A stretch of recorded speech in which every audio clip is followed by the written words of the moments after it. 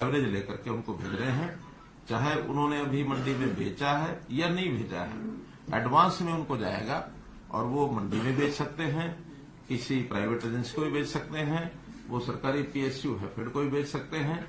लेकिन अभी एक इंटरिम रिलीफ उनको 1000 रुपया ये दिया जा रहा है। इसका मैं और बटन दबा करके इसका लॉन्च किया है, शुभारंभ किया है। तो मैं जो विषय चला रहा था वो ये कि हमने किसानों के लिए उनकी आय कैसे बढ़े और कैसे उनके खर्चे कम हो, उसके लगातार प्रयत्न किए हैं। और कुछ प्रावधान केंद्र सरकार की ओर से आए भी थे। वो एक चैप्टर ऐसा है जो आपको पता है, हमको पता है कि कैसे मार्केटिंग में लोगों को सुविधाजनक तरीके से अपने फसल को बेचने के लिए जो कुछ बंधन बने हुए हैं उनको हटा करके और मौका मिले सबको, ज्यादा लोग खरीदा आए, ज्यादा मंडियों में नई मंडियां भी खुले, उनके रेट्स कंपटीशन में आकर के और उसकी डिमांड बढ़े, कुछ प्राइवेट प्लेयर्स उसमें आए। लेकिन वो दुर्भाग्य से 3 कानून वाला जो विषय था उसमें कई चीजें थी और किसान हित में थी लेकिन नहीं हो पाई। ठीक है, वो प्रधानमंत्री जी ने स्वयं कहा कि हम शायद उनको समझाने में कामयाब नहीं हुए। लेकिन अब जैसे जैसे कठिनाइयां आती हैं बीच बीच में, तो उनके कई लोग बोलते हैं कि कई चीजें उसमें जो अच्छी थी वो मिस हो गई। दोबारा से फिर कभी कोई विषय आएगा तो वो केंद्र सरकार अथवा किसानों के संगठन जो एक कमेटी बनी है उसमें विचार करके सोचते वो करेंगे। लेकिन उसके बाद जैसा पहला विषय कि केंद्र सरकार ने जिस प्रकार से हर वर्ष एमएसपी को बढ़ाया है और पिछले 8-9 वर्षों में, केंद्र सरकार को 9 वर्ष हो गए चलते हुए, तो इन 9 वर्षों में कितना बड़ा परिवर्तन आया है उसके मैं आपको कुछ उदाहरण बताता हूं। धान जो है 1360 और 1402 उसकी वैरायटीज हैं। आज उसका रेट 2200 रुपया के लगभग ये है। 800 रुपये के 803 रुपये की वृद्धि उसमें हुई है। ऐसी ज्वार जो है वो 1530 और 50 के 2 वैरायटी हैं, उसमें भी लगभग 3200 रुपया, 1650 रुपया उसके अंदर बढ़ा करके, और ये अब जो 23-24 की जो अनाउंसमेंट हुई है, जो घोषणा हुई है। बाजरा जो 1250 रुपया था, एकदम डबल, वो 2500 रुपया होने जा रहा है इस वर्ष का जो बाजरा है। रागी है 1550 से ये 3846, इसमें तो 150% वृद्धि हुई है। अरहर 4350 से 7000 रुपया, मूंग 4600 से 8500 रुपया, सूरजमुखी 3750 से 6760 रुपया, तिल 4600 से 8600 रुपया। ऐसे ही कपास भी लगभग 2900 रुपये की वृद्धि इसमें भी हुई है। जो 2 वैरायटी है 3750 और 4050। मेरा कहना है कि हर एक चीज में इस प्रकार की वृद्धि पहले कभी नहीं हुई जितनी वृद्धि अब की जा रही है। इसमें एक बात स्पष्ट करना जरूरी है कि 2 फसलें तो ऐसी हैं जो केंद्र सरकार एफसीआई के माध्यम से खरीदी जाती हैं, वो है धान और गेहूं। कपास जो है वो सीसीआई खरीदती है और बाकी चीजें हैफेड के द्वारा हम स्टेट में खरीदते हैं, नेफेड के द्वारा केंद्र सरकार खरीदती है। आवश्यकता अनुसार जितनी आवश्यकता होती है वो खरीदी जाती है। और जब भी कोई चीज खरीदने में हमको कठिनाई आती है, और वो कठिनाई का एक विषय मैं सबको आपके माध्यम से सभी को ध्यान करना चाहता हूं कि कई बार स्टेट ही खरीदती है, सेंटर नहीं खरीदता है, तो उसमें कठिनाई है। आसपास की स्टेट्स में रेट बहुत कम होता है, हम उसको रेट बढ़ा करके लेते हैं, तो जो आसपास की स्टेट्स का प्रोडक्ट है किसानों का, वो स्मगलिंग होकर के यहां आना शुरू होता है। हमने ये कठिनाई बाजरे में जब शुरू में ध्यान में आया, तो पहले वर्ष में हमको बाजरा जब सारा खरीदा और एमएसपी पर खरीदा, तो किसानों के माध्यम से जो उनके रिश्तेदार होते हैं या व्यापारियों के माध्यम से, आढ़तियों के माध्यम से कोई ना कोई रास्ता निकाल करके और हरियाणा की मंडियों में वो सामान आके बिकने लगा। अब वहां तो 1200 रुपए का रेट, हम उसको 1900 या 2000 में खरीद रहे हैं, तो हमको लगभग उसका उस साल में 1000 करोड़ रुपया नुकसान हुआ जिन एजेंसीज ने खरीदा। हमने उसमें से रास्ता ही निकाला कि हमारे पास एक मेरी फसल मेरा ब्यौरा में रजिस्टर्ड जो डाटा है किसानों का, कि उन्होंने ये भरा है, और भरने के बाद फिर उनको अगर हम पूरा खरीदेंगे तो वो कई प्रकार के विवाद आएंगे, सारी एजेंसियां आएगी, लेकिन रिकॉर्ड के हिसाब से उनको पर एकड़ पैसा जितना लॉस होता है वो लॉस हम देते हैं। बाजरा पहले साल 600 या 650 था, 650 पहले साल था, उससे पहले साल पूरा खरीदा, लेकिन अगले साल 650, उसके बाद 400 रुपये, रेट थोड़ा ठीक हो गया, 400 रुपये भी, बल्कि 450, बल्कि लास्ट में तो जो 450 दे करके जो बाजार में बिका वो एमएसपी से भी ज्यादा हो गया। बहुत लोग तो थोड़ा सा रोक के चलते हैं, फिर काफी रेट आगे भी बढ़ता है। प्रारंभ में रेट कम होता है मंडियों में, बाद में कंपटीशन आ गया या जब अवेलेबिलिटी कम होती है, सरकार की एजेंसियां भी इसमें जाती हैं तो रेट बढ़ते हैं। तो इसलिए कई बार एमएसपीज देने के बाद भी और ज्यादा लाभ भी किसान को हुआ है।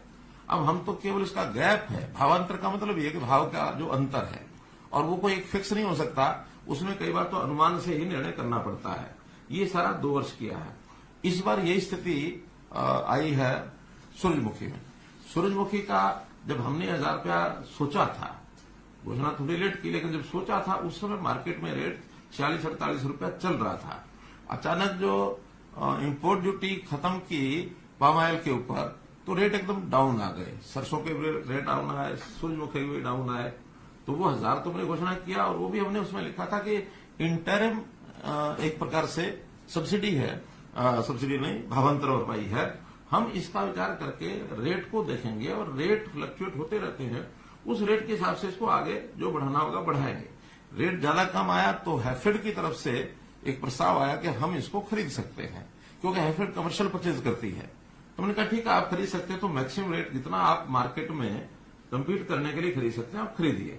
उन्होंने सोचा कि 4800 रुपये हमारा कंपटीशन आ जाएगा, 4800 खरीदेंगे, 4800 और 1058 बनता है।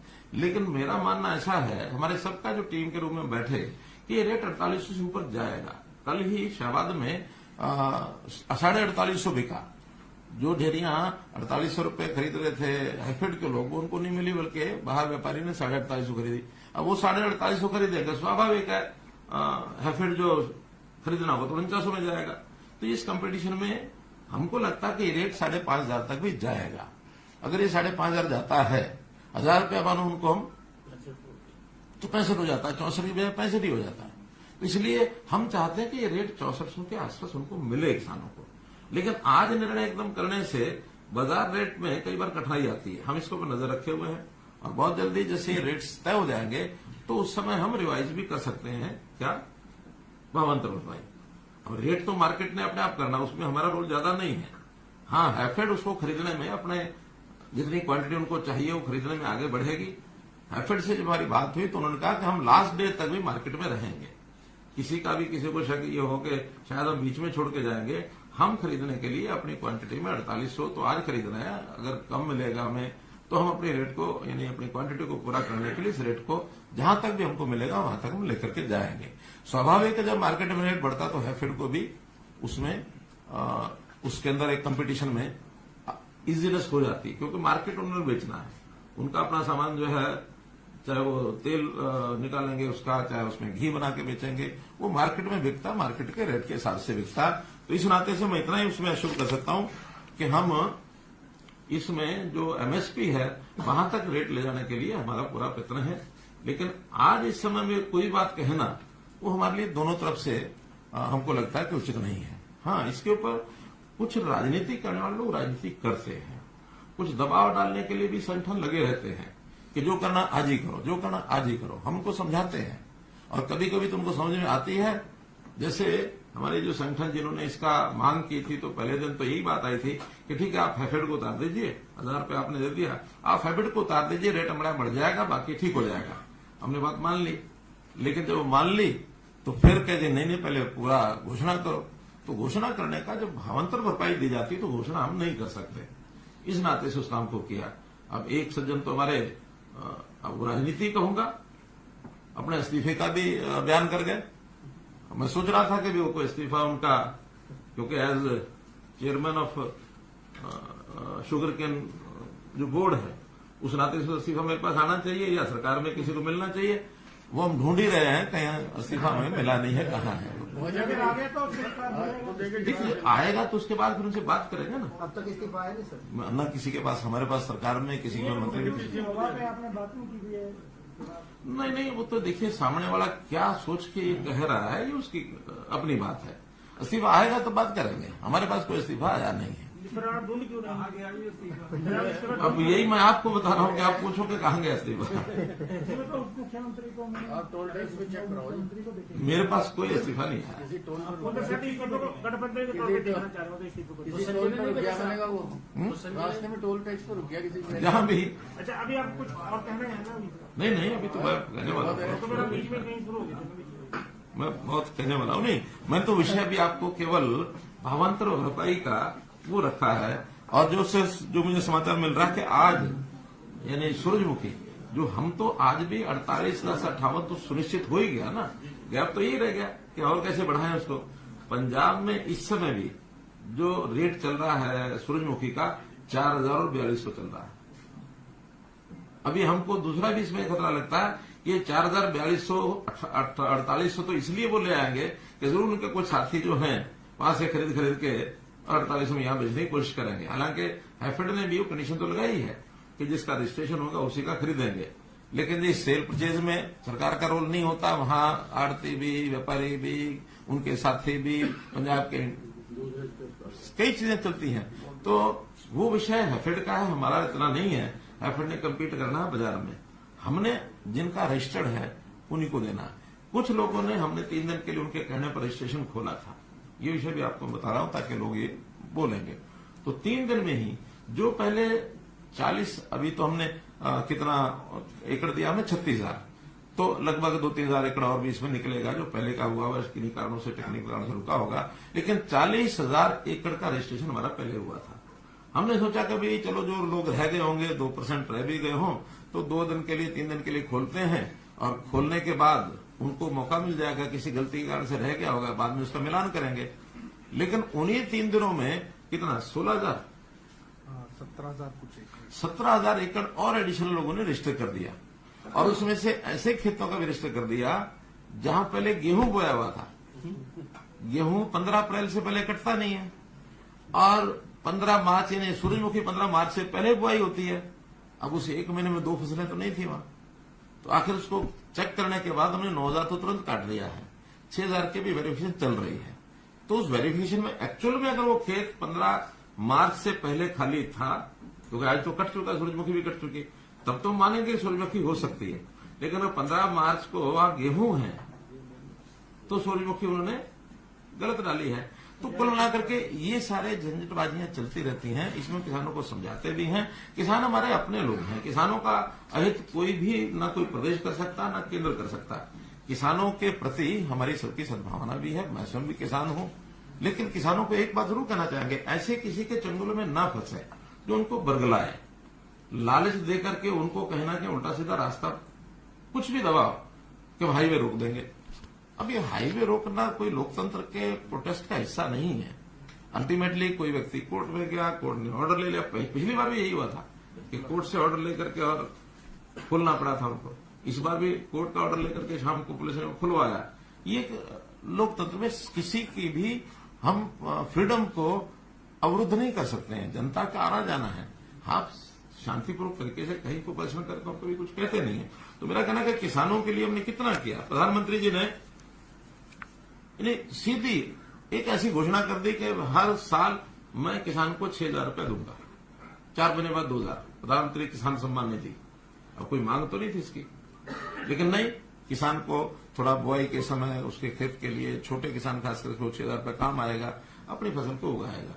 लोन देते हैं वो अलग, फसली लोन जाता है फसल बुआई के लिए, और उसमें भी 7% का जो इंटरेस्ट होता है, 3% केंद्र सरकार देती है, 4% स्टेट गवर्नमेंट देती है, भी करती है। 7% इंटरेस्ट, 0% इंटरेस्ट पर वो लोन मिलता है। हर तरह की सुविधा किसान को ऐसी दी जाती है। खराबा होने के बाद पहले तो केवल सरकारें देती थी, सरकार के रेट 3,000, 4,000, 6,000 रुपया उस समय यही होता था पर एकड़।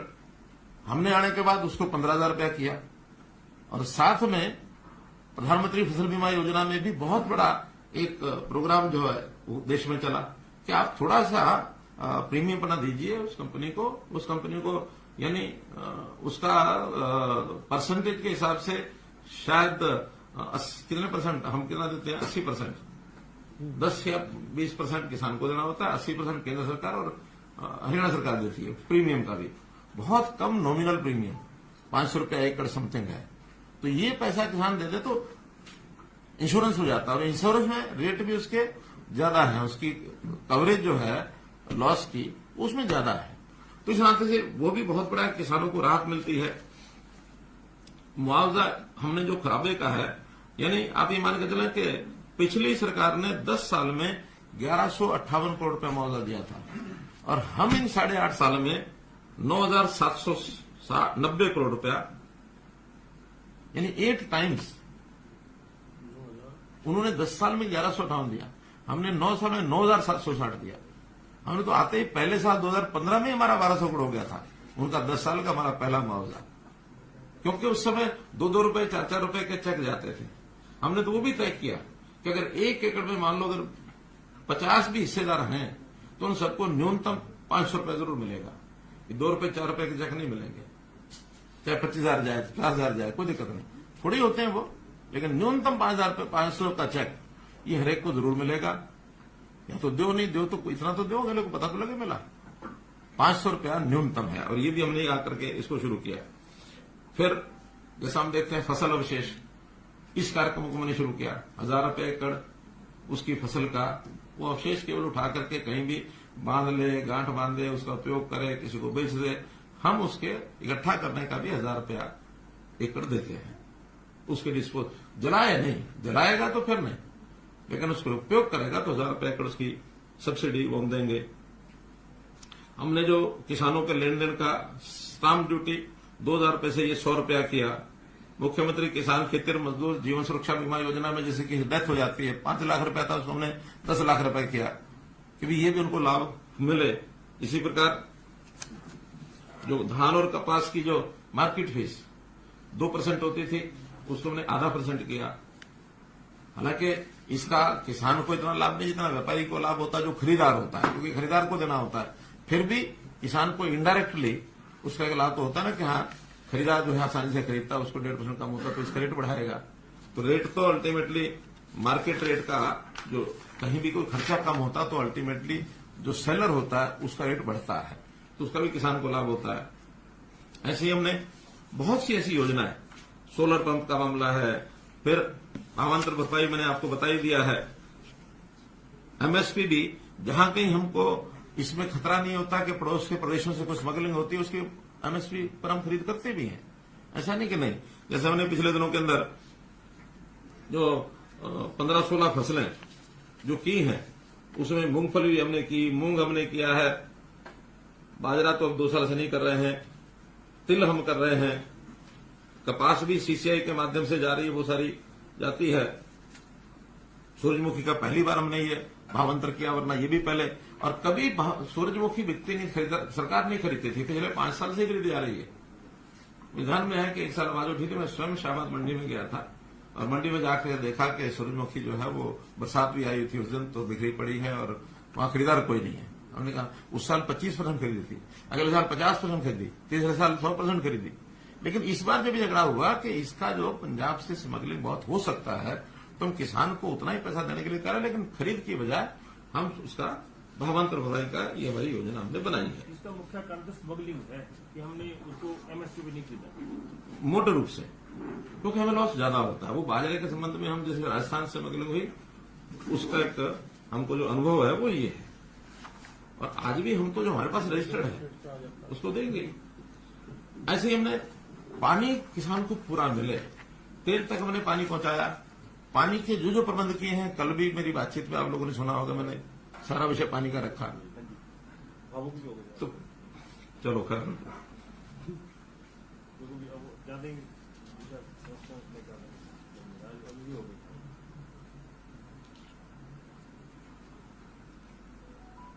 पानी स्टोरेज एक बहुत बड़ा विषय है। हमने खास करके सिरसा जिला, हिसार जिला, पानी की जो डिग्गियां बनाई है, पानी का जब उपलब्ध होता है उसमें भरो, जब जरूरत है उसमें माइक्रो इरिगेशन का उपयोग करो। अभी सिरसा जिले में जो 3 दिन का मेरा टूर था, उनका कि डिग्गियों की जितनी अधिक आप कर सकते हो हमारा बहुत लाभ होगा। बल्कि लोगों ने तो यहां तक भी कहा कि इस डिग्गी के लिए तो आप थोड़ा सा भी सब्सिडी दे दो, ज्यादा न भी दो, लेकिन इसका एक बार हमें खोदने दो, क्यों परमिशन लेनी पड़ती है, पानी हमको देना है, तो पानी सैंक्शन कर दो इसका, और डिग्गियों का थोड़ा सा भी सब्सिडी देंगे, बाकी हम लगाएंगे। इसका प्रोग्राम जो है इसको आप चलाइए। क्या किया फिर आपने? तो हमने डिगियां खुद उसकी खुदाई है। 4000 ऑन फार्म वाटर टैंक ये बने हैं और एक ही साल में बने हैं, जिसका 20,000 एकड़ के अंदर उनको सिंचाई का ये लाभ हो रहा है।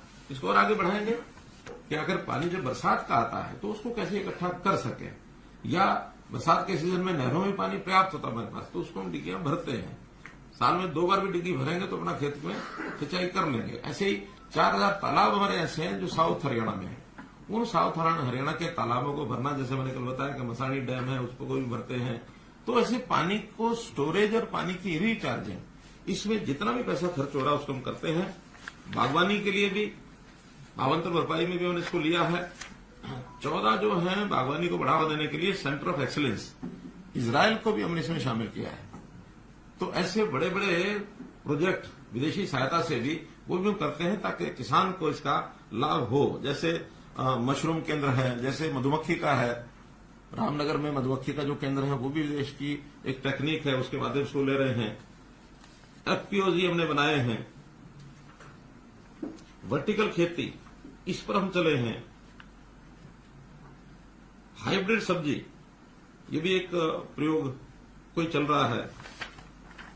पशुपालन, अब पशुओं का बीमा ये भी हरियाणा ने ही शुरू कराया, तब जाकर के देश के कुछ और प्रांतों में शुरू हुआ है कि पशु भी आखिर किसान का एक धन होता है, उसका भी लॉस होता है तो उसको मिलना चाहिए।